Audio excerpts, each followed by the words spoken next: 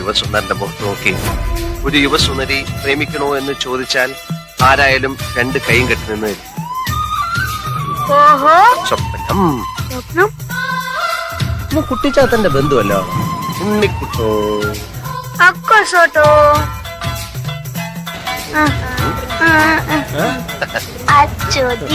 അശ്വതിയോ? അശ്വതി ചേച്ചി പറയാടാ. ഉണ്ണിക്കുട്ട